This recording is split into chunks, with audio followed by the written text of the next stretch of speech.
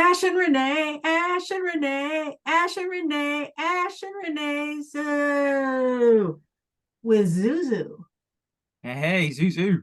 Yeah, Zuzu made it today. So, hey Ash, how's it going? I'm all right. Good. Nice day today. Middle of October. Actually, I think October's been better than our summer so far. So Oh, yeah, it's apart from like there was a storm up north, but we don't care about the northerners. it's in the 90s here, which is like high 30s there. Yeah, it's crazy. It's bad. Beautiful. Well, actually, not beautiful for me. I'd burn like a crisp. Well, and I am burning to a crisp because I Yeah. live in the desert. Yeah. My kids would be on like factor 500. They're Yeah. so thick-skinned. So, all right, gang. So we thought we would get together and review some trades over the past, I think like 9 months or so.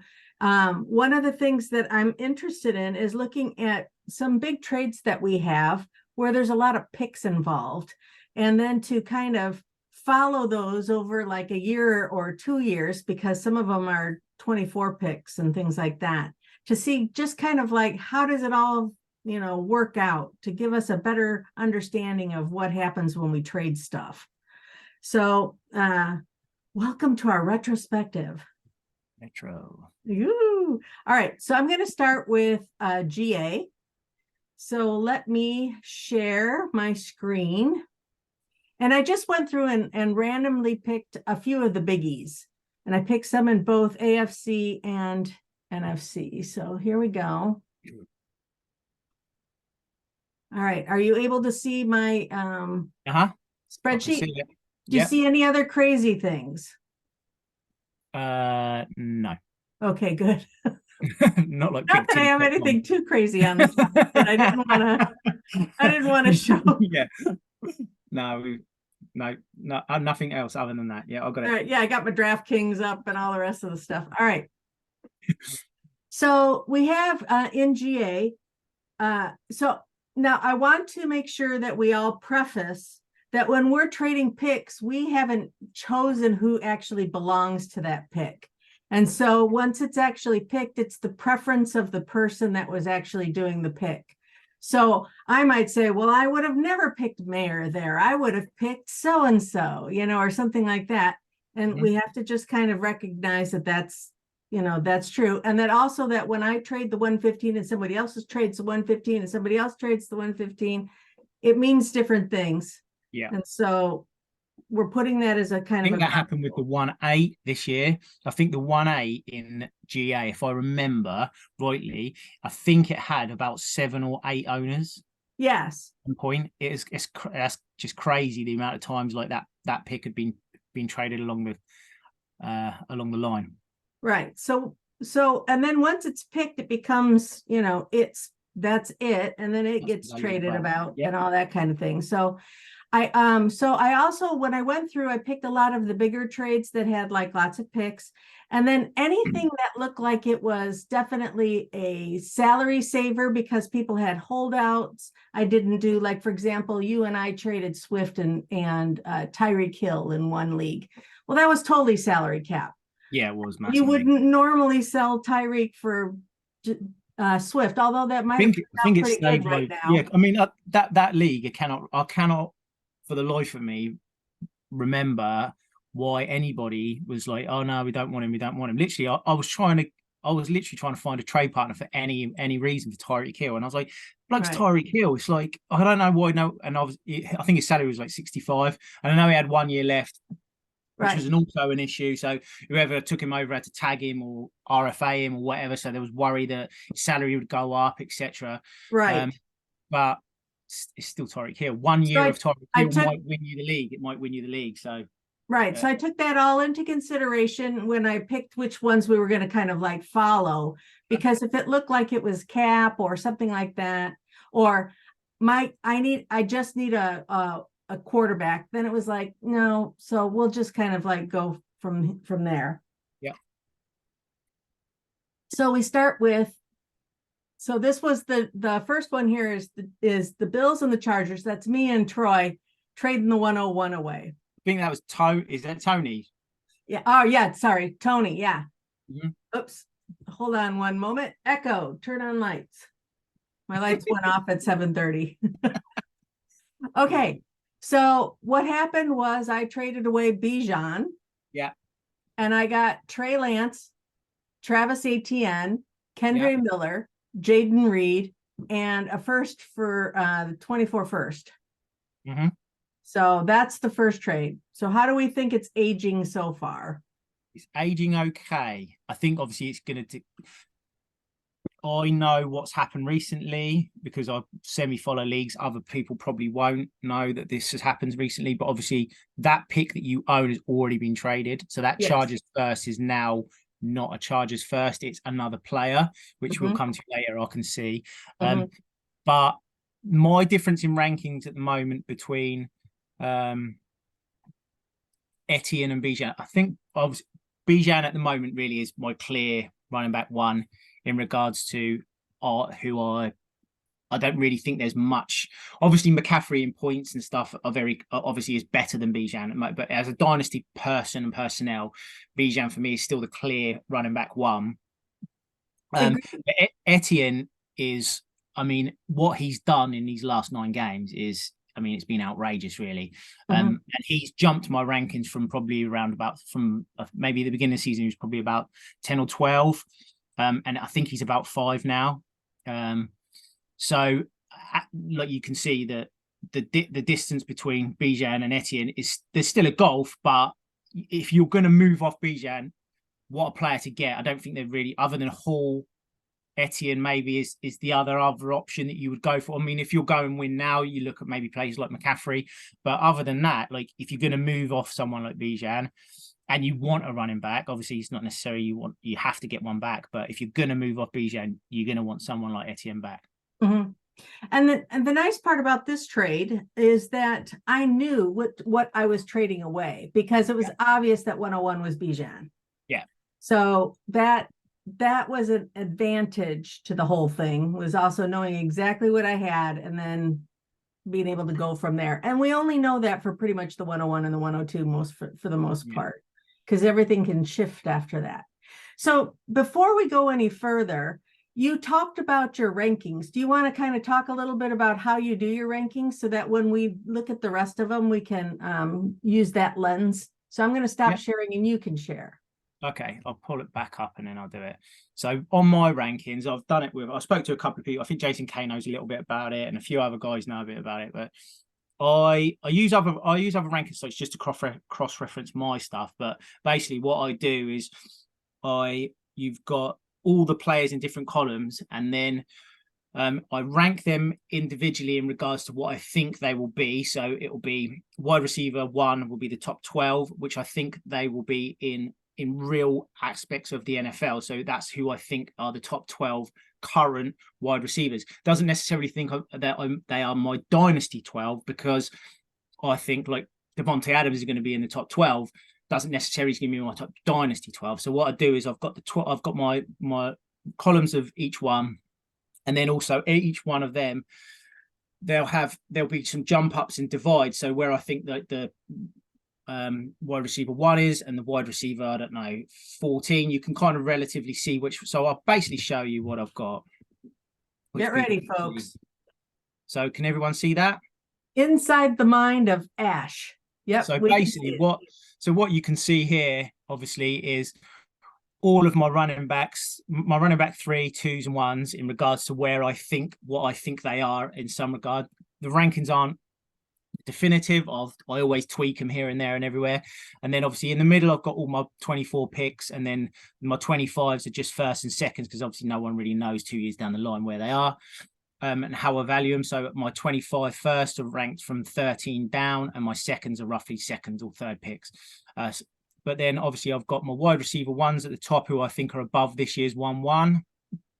And then each one you can cross-reference. So say you name a player in regards to, I don't know, like Austin Eckler, say. Austin Eckler here, right in my running back 1s. He is, for me, equivalent to if I was traded for a quarterback, would be Bryce Young, would also be equivalent of pick 1-8, and then also would be a pick of my wide receiver 2s in Devontae Adams. So that's how I kind of work out what I've got. So say if I want to go from, I don't know, Brian Robinson to Debo, Brian Robinson's down there. Cross-reference, he's sort of the 115. In regards to wide receivers, I think he's relatively similar to Amari Cooper and Puka Nacua.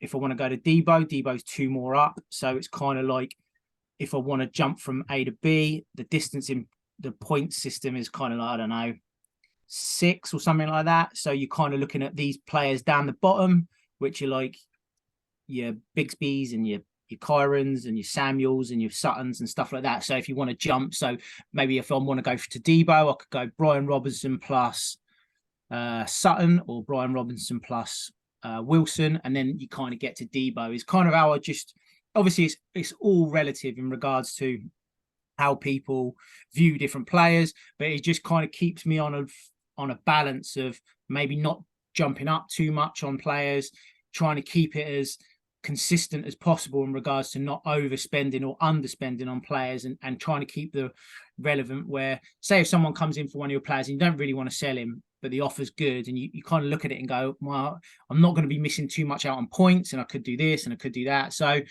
there's ways and means of being able to use these rankings, but for me, it just keeps me even. So like I said, like at the moment, say if I'm looking at Mostert's having a good time at the moment, he's equivalent to Aaron Jones, he's equivalent to Daniel Jones, equivalent for the 2-4, he's equivalent to Christian Kirk, and he's equivalent to Jaden Reed. So it's kind of like that straight narrow is, I don't know quite what he's worth. That's how I kind of break it down. And then obviously you can see who I've got ranked in my top 12 and 16, etc. So I'm higher on some guys. So obviously, say here, Mike Evans, I view as a top 28 wide receiver, but he's not in my top valued ones, because obviously Pickens is higher, Ridley's higher, Deontay's higher, Dotson's higher. I rank these guys higher in regards to having them as an asset than I do Evans, even though I know Evans is probably going to be a top 28 wide receiver. So again, I cross-reference it over and go like, oh, I need a top 25 wide receiver for that week. Then I obviously can run down, find which guys I like, because I do like trading in season in regards to, I don't really like moving massive pieces unless you're getting massive pieces back. But it's good to say if you've got bye week problems or anything like regards to injuries, you can then just play off everything and go, actually, I can maybe pick up this guy this week and that guy, because you can check the matchups and say, oh, that might be worth it. Obtaining that guy for future weeks and stuff. So yeah, it works out quite well for me. It's done me okay for the last couple of years. So that's how I kind of do it. That's great.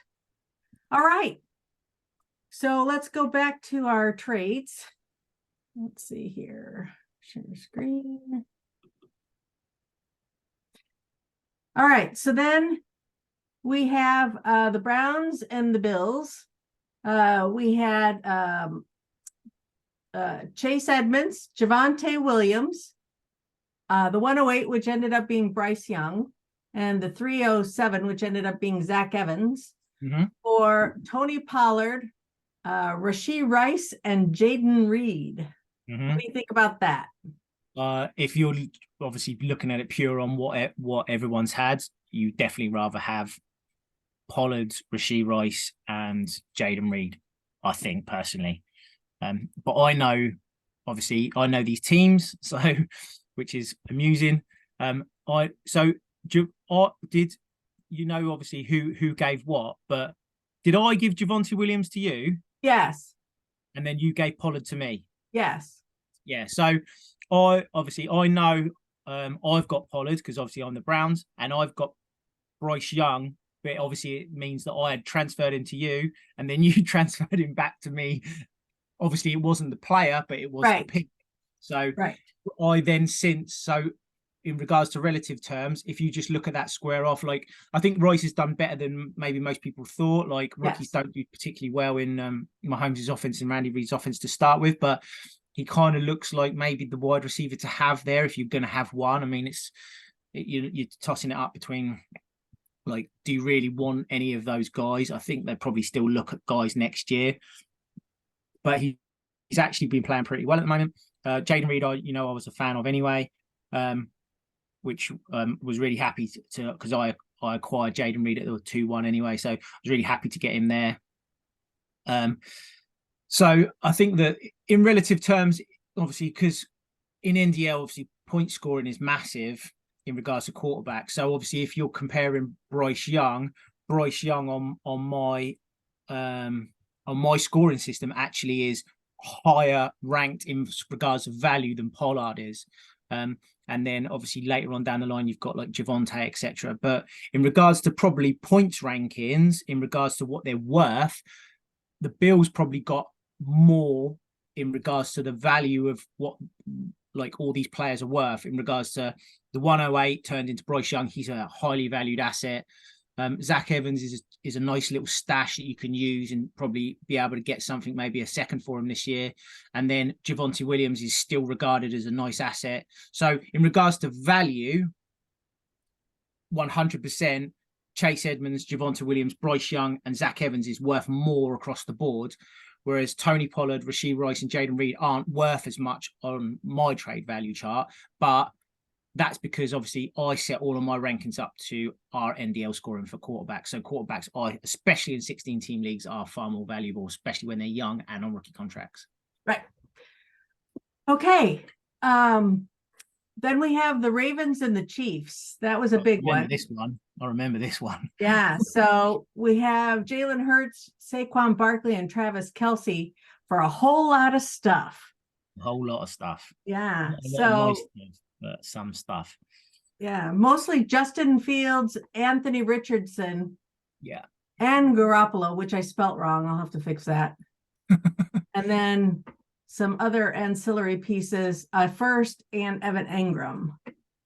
Thoughts? I remember when Jake did this, there was obviously a lot of people scratching their head about it. I think obviously if you look at it in regards to what Zach needed to compete this year, you couldn't really get many better players for a competing team. Like obviously you get best tight ends in regards to points, you get top 5 quarterback dynasty value and probably points. And then you got Saquon at the moment, which is in theory still, I know obviously the salary of Saquon is horrendous in that league. I think he's about 80, but running backs at the moment, they're just all over the place. So at least Barkley is one of the ones where you can just set it and you're relatively happy with sort of the outcome of it in regards to the player that you're putting in that slot. So he's still getting bell cow touches in some regards. So he's kind of still a good person to own, even though if you can fit 80 salary in, then just fit it in. Do you know what I mean? It's not the end of the world.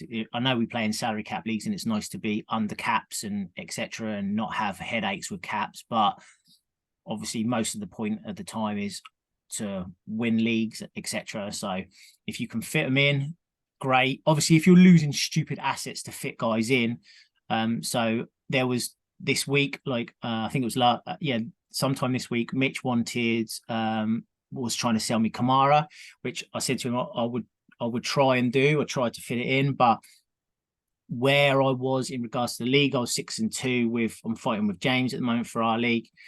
It's quite difficult sometimes to sort of look at the salaries and then go, what have I got to lose to get a $41 Kamara in? So it's not just, I can get him in for a second or whatever it was, or a late first, which I would have done if you can get 40, but then it's like, I can't fit him in. So then I've got to add a Damian Pierce. Well, then like I'm losing someone that is, although he's not playing well or whatever at the moment, you're still losing an asset that you can sell even later on down the line or whatever. You can still sell this asset.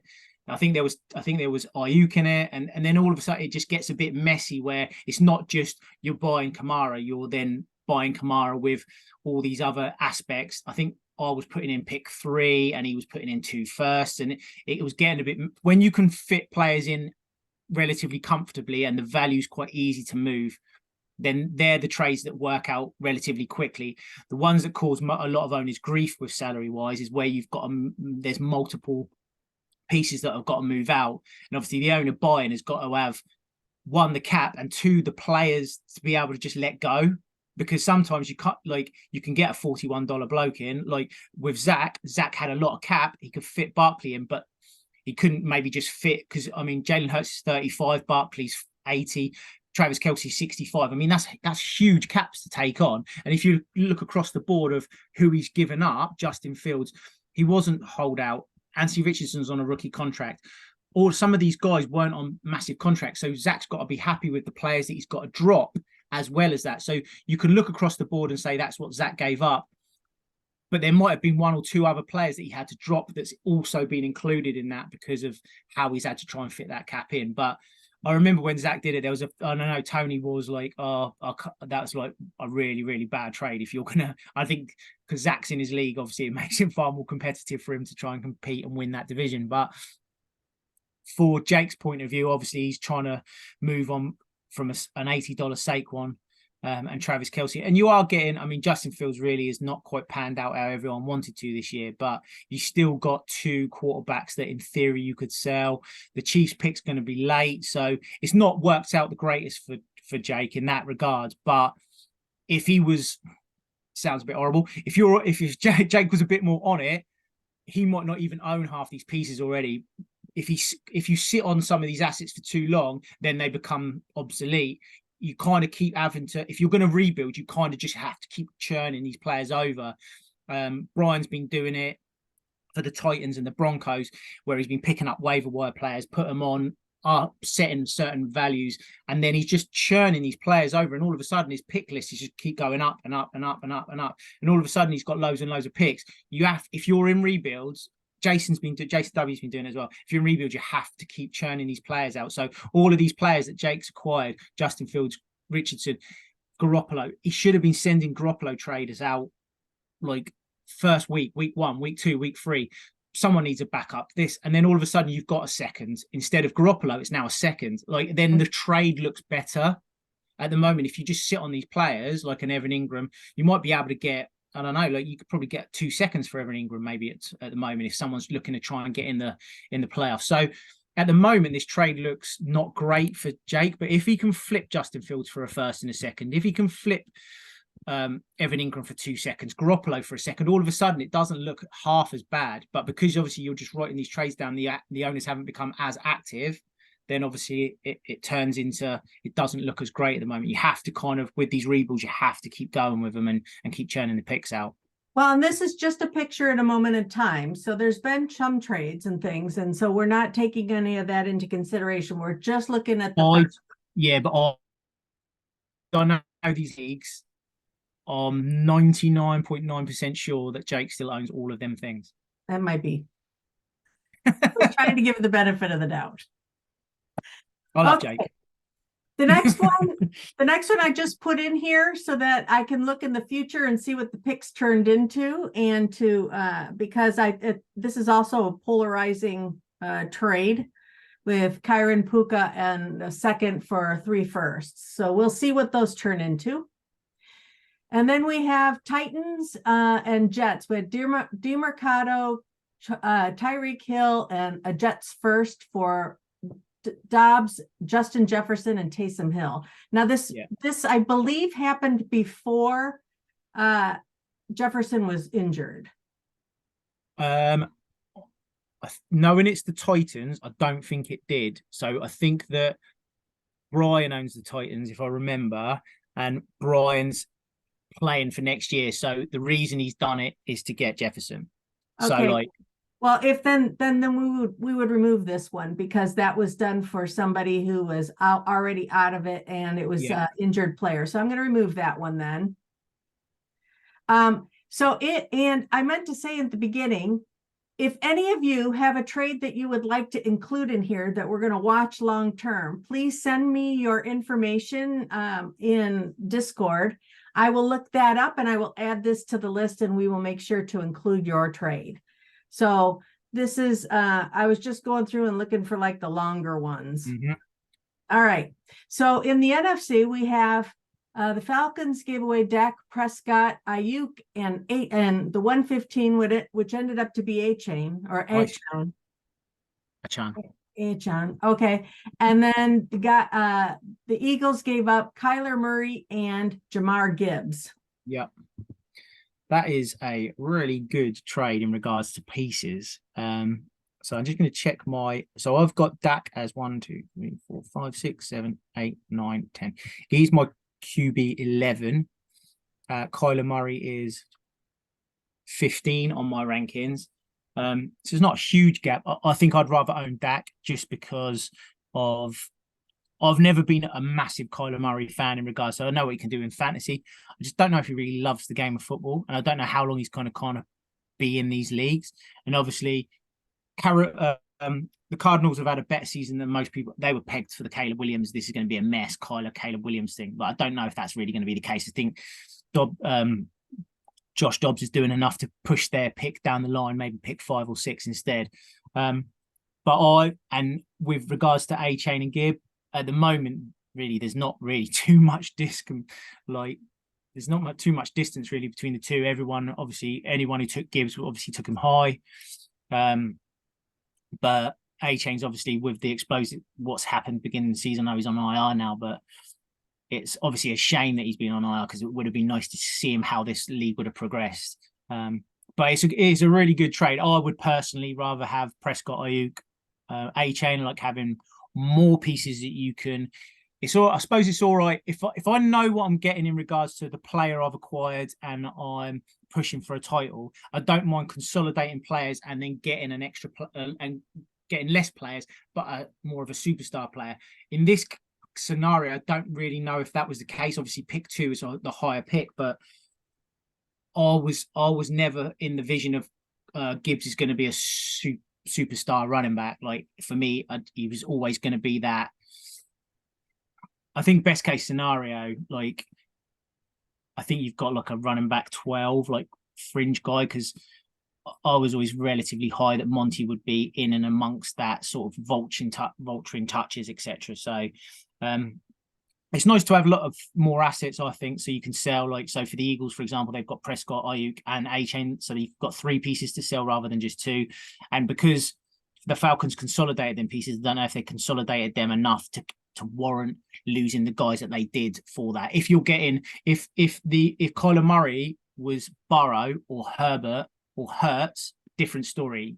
Then all of a sudden you've consolidated, you've upgraded the quarterback and you've condensed it. But obviously it's never going to work out like that. Sometimes when you look at them back and think, oh, that's happened. But I would rather have had multiple like Dak, Ayuk, and A-Chain regards to, because I knew that the players I was getting back weren't exactly a jump ahead of them in regards to what I've viewed as potential superstars. All right, then we have Justin Fields for Daniel Jones, 1st and 2 seconds. So we're going to wait and see what those turn out to be. And that will be interesting. So like I said, remember, if you want yours added on here, we can add them on here. All right, so for JB, we have Bengals and the Texans. We got Derek Carr, Jaden Reed, Jonathan Mingo, Roshan Johnson, and a first still to come for Stephon Diggs and Michael Wilson. Is this Superflex? Yeah. Oof.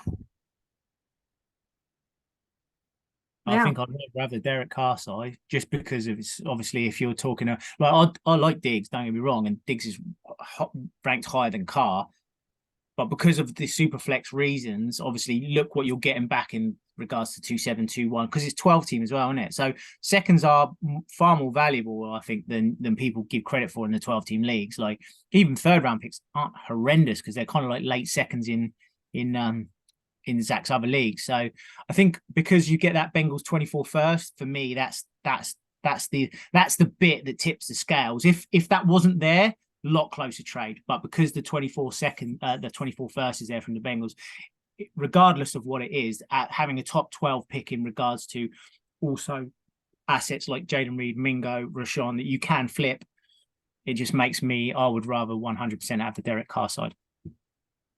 Okay. So then I love this one. So it's Stroud, Gibbs, Levi, Levis, Nakua, Chase Brown, which is nothing, and a 24 first for Justin Jefferson. This was the Adrian trade that Jason W loves, isn't it? Probably. Yeah, this is the one that, because I remember Adrian dropped me a message about selling Jefferson. And he told me about what he was acquiring, what he had to kind of give up. And I think that we were talking about I think that there was a second in it on his side, which was on the Justin Jefferson side. It was 3 firsts, a second, and 2 thirds. Yeah. So, but on Adrian's side, I think he was giving this was to start with, because I remember him texting me, I think, and Justin Jefferson had a pick in it. And I said to Adrian, I said, drop the pick. See, I can't remember who the Ravens owner is. It might be Tony. I want to say it's Tony. Yeah. I said, drop the second and see if Tony takes it. I was like, at the end of the day, you're giving him the wide receiver one. Like, dynasty asset wise, he is like one of the hardest player, if not the hardest player to obtain. So I said, just see if he takes it. If he doesn't, he doesn't.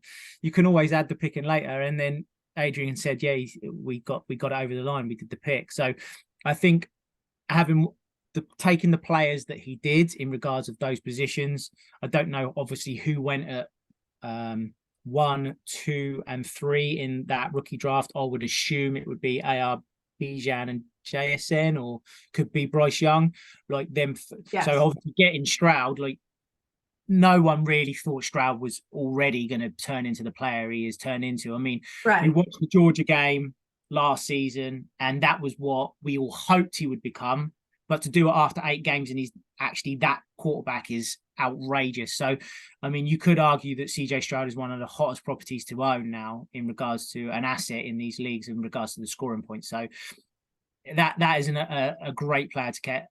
Puka has obviously turned into the similar sort of player in regards to the wide receiver. Like, well, yeah, you would have never guessed the nicest surprise ever. Like that, it could have gone either way in regards to, you're never going to know. Tony's never going to know that Puka's going to drop to 305 and then also turn into the player he's turned into. Like we always do say about these thirds and fourths, they're not worth it. Like obviously Zach's getting rid of the 4th round picks next year, but these 3rd round picks, like having a few 3rd round picks isn't the worst thing in the world, because you can throw a dart and it turns into that. And all of a sudden, players are flipping Puka Nacua for like 2 firsts with other players. And all of a sudden, your rebuild is, instead of being a 2 or 3 year rebuild, it's an 18-month rebuild, because even acquiring thirds is not a bad idea for a rebuilding team, because you can pull players out like that and then all of a sudden flip them the following year.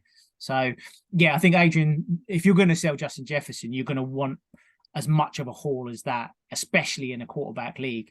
And so, obviously, we'll know a bit more on the 24th first. And Tony's unlucky because obviously no one wanted Jefferson to go straight onto IR. He's missing the games he has, but he's still one of the hardest assets to obtain, Justin Jefferson, in any league, because of how good he is. All right, then we have the Texans again. The Texans are very busy, and the Raiders. So we have Ayuk and Gibbs for Addison, Zay Flowers, Achane, and Tank Dell. Yeah, I'll definitely want the 1-8, 1-9, 2-2, and 2-11. I'm agreeing. Yeah, like I mean, I'm a big Ayuk guy. Like I really like Ayuk, but to have them guys, and I'm assuming in theory they'd all be on taxi. Like, what a taxi haul to have for the Raiders there. Like, you've got Addison, Flowers, Achane, and Dell all on your taxi squad.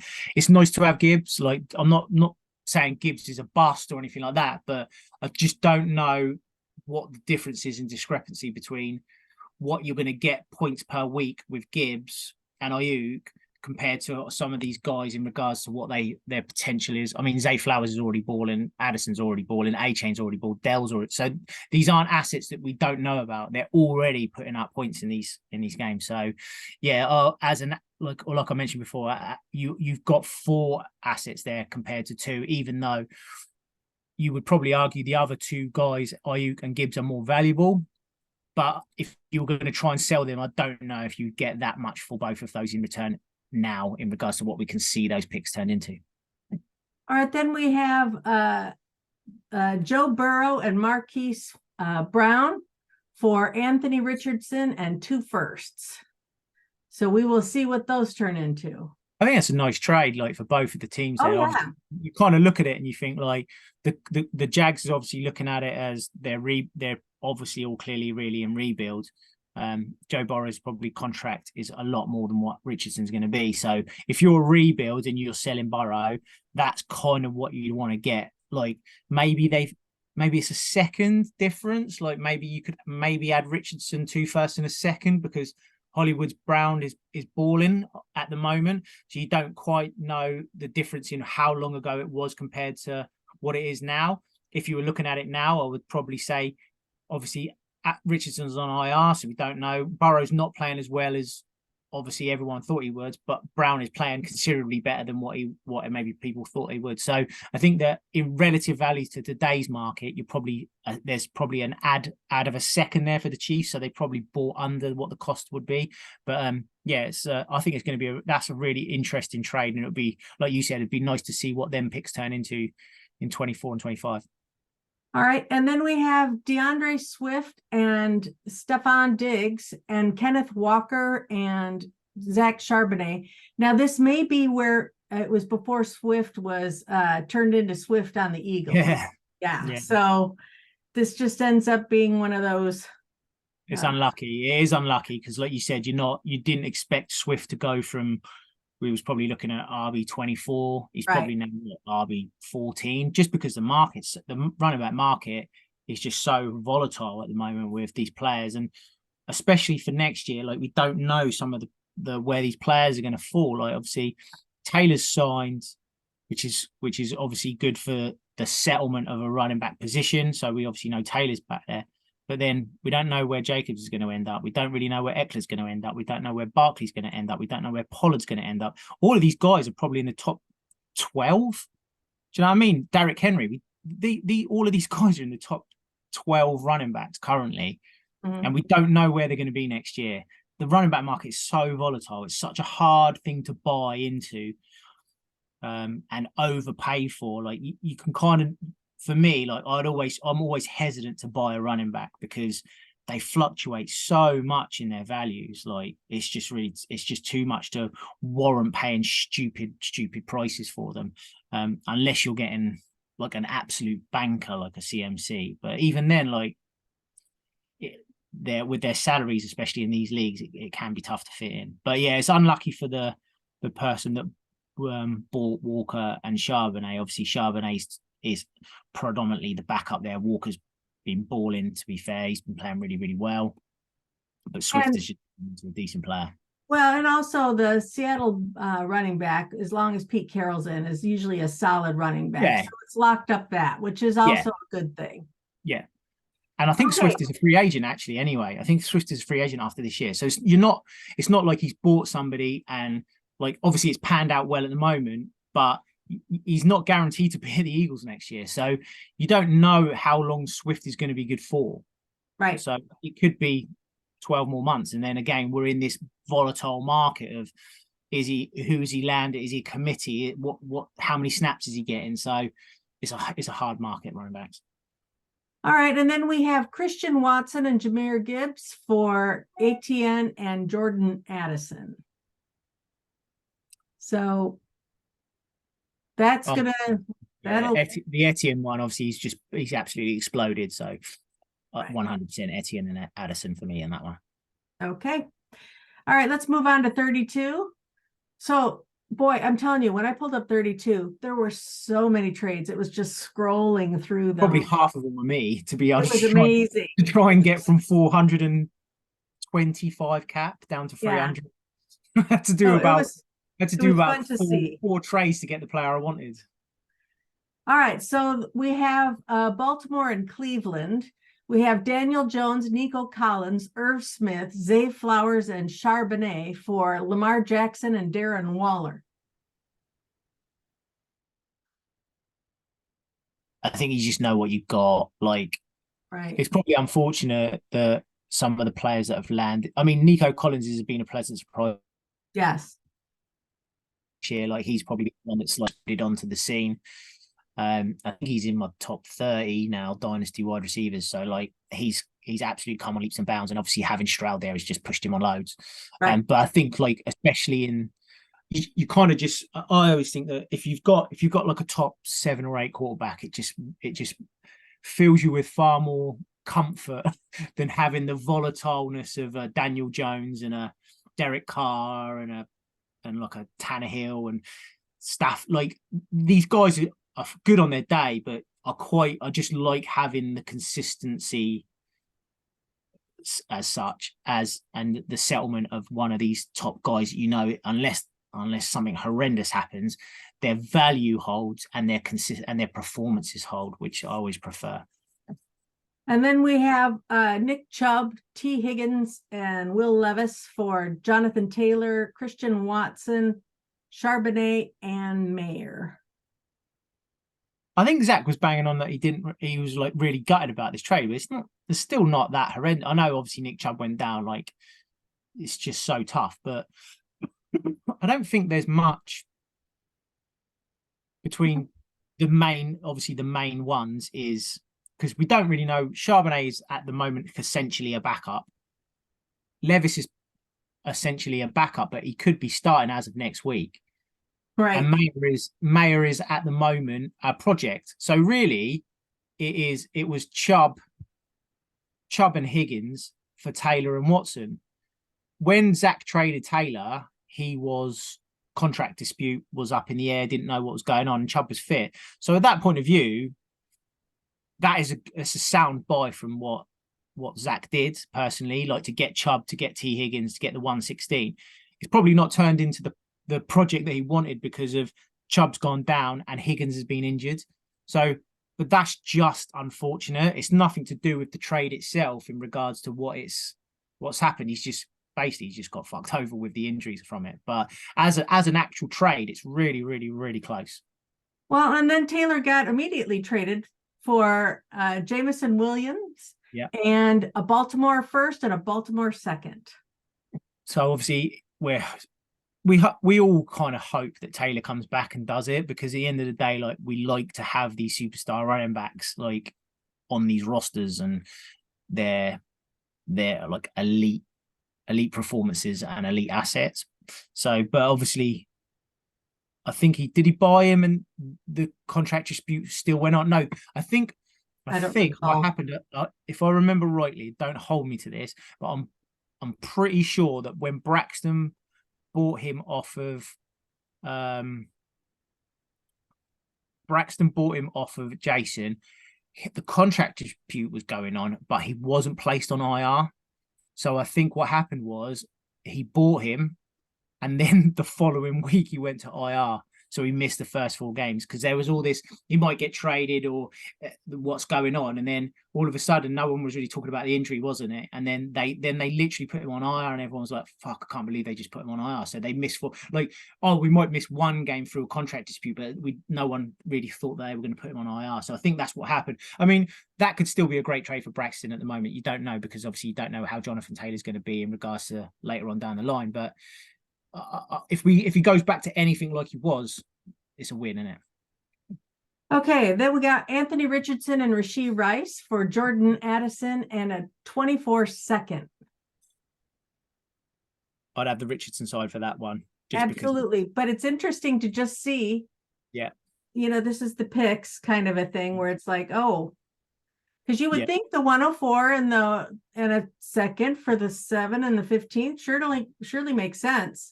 It's mad, isn't it? That really so I mean, I don't know when this was then they traded that, but obviously they were in the same side of the draw. So in theory, you would have thought that Richardson would have gone before Addison, in theory, but obviously it didn't happen. So the person who traded down from the 1-4 to go to the 1-7, in theory, you could argue has got a better asset at 7 than they would have got at 4, right. Which is crazy. And then we have the 107 for so Anthony Richardson, Rashee Rice, and Kenny McIntosh. Yeah. For Jacobs, Tank Dell, and Evan Hull. I'd still rather have as a dynasty assets. I would rather have Richardson. Right, but it might be somebody looking for a running back. Yeah, running back, exactly. And then the thing is, like, we can talk about these trades as black and white as we see them on the screen, but the owner who owns Anthony Richardson, they might already have Joe Burrow. They might already have Jalen Hurts. Like it doesn't necessarily mean it's good for, as on black and white and paper on value, you can always look at trades and go, who's got the better side of the deal? But it doesn't, in theory, it doesn't matter who's got the better side of the deal. What has it done for your team? Because if the Chicago owner that now has Josh Jacobs, is in the playoffs because of that trade, then that's a great deal. It doesn't matter that you Right. lost the deal on paper. You actually Exactly. won the deal because you're in the playoffs. Right. And then we have Penny, Bigsby, Reed, and Mingo for Eckler. If you're talking about what the picks are, I'd rather have Eckler because obviously you're looking at it there. Penny's nothing now. 13, 14, and 2. To get to when you break it down and say what's Eckler's value, someone got 2 firsts and a second, you're like, oh, that's good value for Eckler. But when you actually break it down and show you the picks what they are, you've got Eckler and you've traded Eckler for Bigsby, Reed, and Mingo. It doesn't sound half as glamorous as 2 firsts and a second. So we've mentioned this way before in regards to people really overvalue first round picks, especially towards the tail end of the first round. I'm not saying that they're not worth anything, because they are, but when people send you offers like Marquise Brown for a first, people get the hump because you're like, it's like, surely he's not worth a first round pick. But if you actually say it's Marquise Brown for Tank Bigsby, Marquise Brown is way above what Tank Bigsby is. But if you say it's a first, people get the hump because he's not worth a first. I don't even want to pay a second because he's not, or I want to only pay 2 seconds. But because you have to give up your first for a player that's not elite in regards to value, you're like, oh, it's not worth it. But actually, if you break down what the pick is, it's easily worth it because, I mean, I've been saying it for ages that even players that you don't really like some of these players that you don't even think they're that brilliant, they're still better than some of these players that you can get in the late first rounds because they're all projects. They're all projects. So that's the point with sometimes you've got to weigh up where you think you are in the draft, check the PPs, check what you think you're going to get, where you think they're going to land. And then, I mean, in 2 years' time, this trade's going to look great for for Green Bay, because Eckler's not in the league anymore, and they've got Bigsby, Reed, and Mingo. So they're still playing at hopefully a higher level than they are now. But Right. Currently, like, you look at it and you go, well, clearly you'd want Eckler here, especially if you're competing. Right. All right. And then we have NFL. So we have Javonte, Christian Watson, Jameson Williams, DeAndre Hopkins, Bryce Young, Chan, a first and a second. Nice. Yeah. So Chargers side. Agreed. I mean, there's nothing bad with the Colts side, like what they gave up. Like Javonte is still, we hope that he still is a decent asset. He doesn't fall away like I don't know, like an Akers, or do you know what I mean? Swift back with the yes, Lions. More like, I would probably say more like an Akers, more like maybe even like a Dobbins, like, because there's so many injuries. Like we worry that players, once they get injuries, do they become injury prone? Because obviously that was a bad injury. But Watson and Williams, like, are still, you can still flip probably Williams for 2 seconds, and Watson you could probably still get a first for. Like, so it's not like you haven't obtained anything, but to get in these leagues again, to get Bryce Young, to get Chain at the 15, like, it was really nice for him to fall at that sort of point. And then obviously you still got, even if it's late first and late second, you're talking nice pieces there. All right, then we have the Colts in Denver. We've got Bryce Young, Dalton Kincaid, and a second in 25 for Anthony Richardson, Chan, and Stetson Bennett. Is this which league's this? NFL? NFL, yeah. So Kincaid's obviously not as valuable in this league. If it was 32, this is game changer stuff. Like, for me, like, I would definitely say Kincaid is probably worth double value what he is in 32 than he is in NFL, because obviously NFL is only 0.5 for on PPR. So still a close trade. I think I'd rather have Richardson, Chain, and Stetson Bennett, just because I think that you got the potential there with boom weeks, whereas with Bryce Young, I still think everyone's sleeping too much on Bryce Young. I think that he's going to be absolutely fine. I think that offensive line is near enough the worst in the league. It is absolutely horrendous. They've got hardly any running game currently. And they've really only got Adam Thielen that's actually playing in any shape or form well enough at the moment. So it's unfortunate really for Young that Carolina have traded so much to get Young in the first place. So obviously everyone knows that they don't own their pick next year. So Chicago at the moment, I think, own both picks, first and 1 and 2.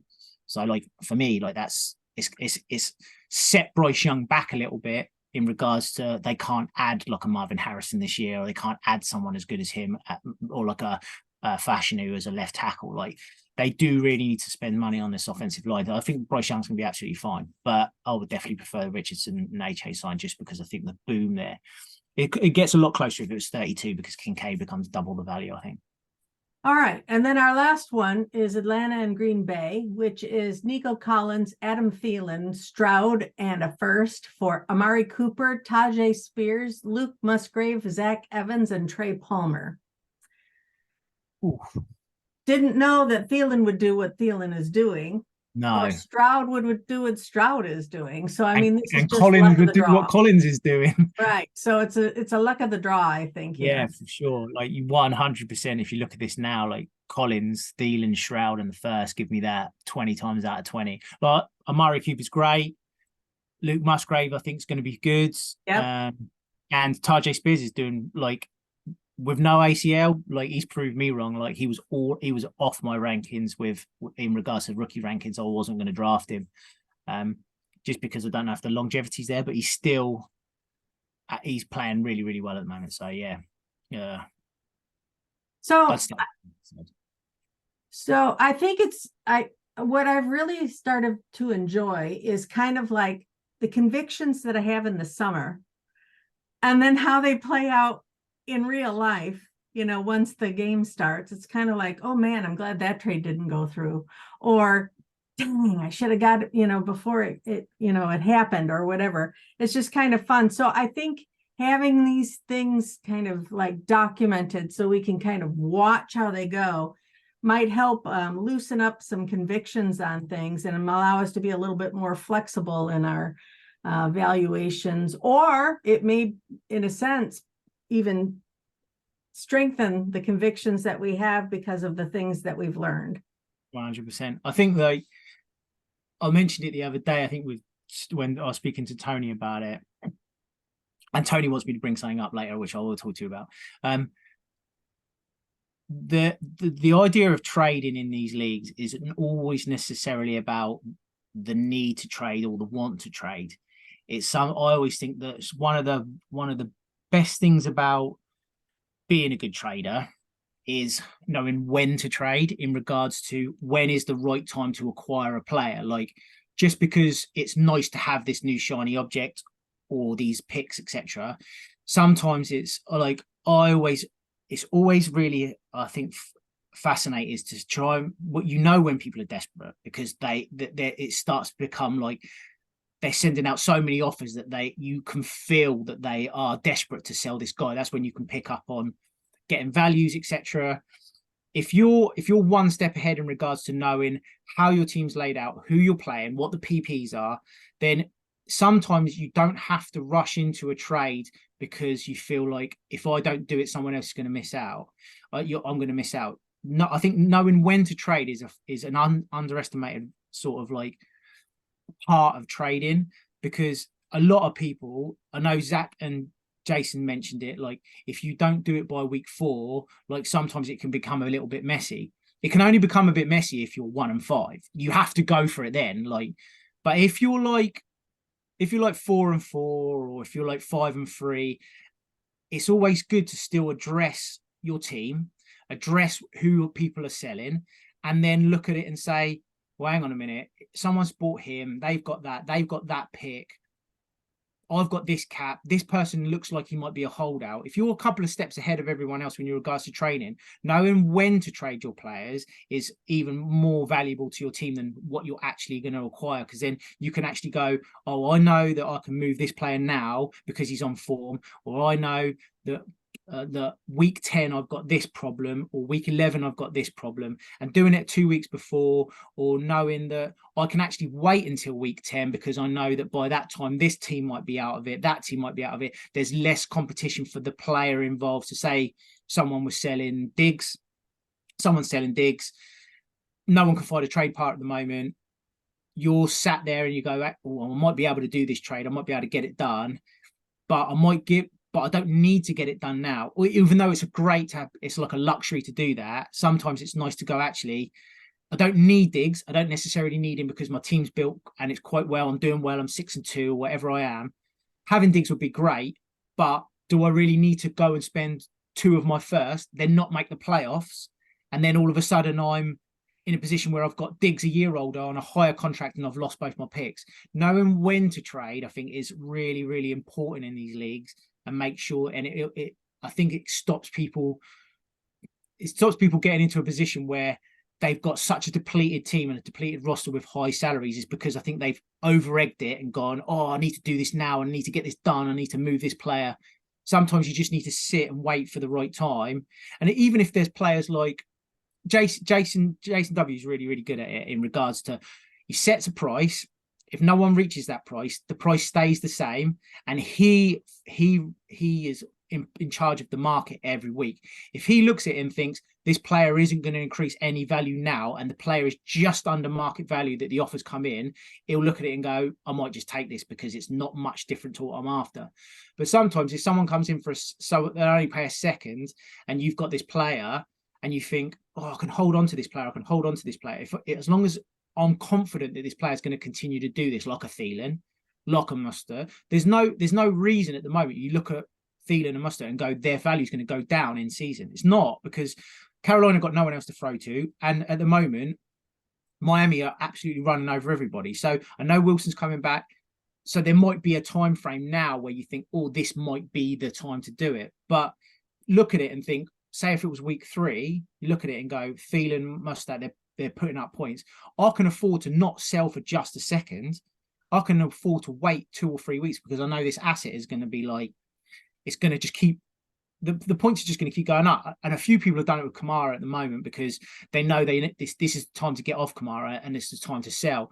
I was offered Kamara in 2 or 3 leagues, and Kamara, it'd be a nice asset, but for me, to what I was losing was just not worth me losing a Higgins and a pick 3 for Kamara, because it doesn't, even though you want to win, it doesn't necessarily think that it's going to impact my team that much to lose that amount of assets to keep me on an even kill. Because in theory, Dynasty, you want to be longevity. It's not, I know it's just about it's winning, and having a title, but if you want to be consistently good at it, you need to know where your limit is in regards to not overspending on players, especially like a Thielen or Kamara. But the players who are selling them, it's knowing when to hold until the market could drop in regards to then selling them off. So I think Mitch could have, in theory, I know he sold him in GA this week, he could have hold on to Kamara for 2 or 3 or 4 more weeks, because Kamara's never, ever going to be dropping like, oh, he's played a stinker, he's got 5 points. They use him so much in the receiving game.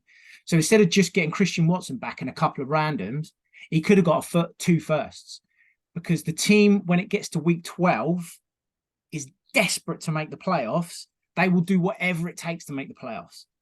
So sometimes it's nice to, I know that you want to rebuild and sell and do, but if you've got some of the assets where you know someone will pay this, I just have to hold on and just not call it until I know it's perfect time to get maximum value out of it. I mean, I did it 2 years ago in GA. I had Keenan Allen, I had like a Melvin Gordon, and like in the end I sold them for like 4 first-round picks for like Keenan Allen and Melvin Gordon, because I knew I could hold on to them because there was no competition, and I could hold on to them until the last minute, when you can see it's week 12, week 11, week 13.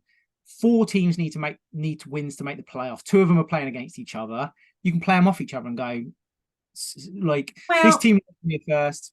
Except for before we had a trade deadline, and then we couldn't.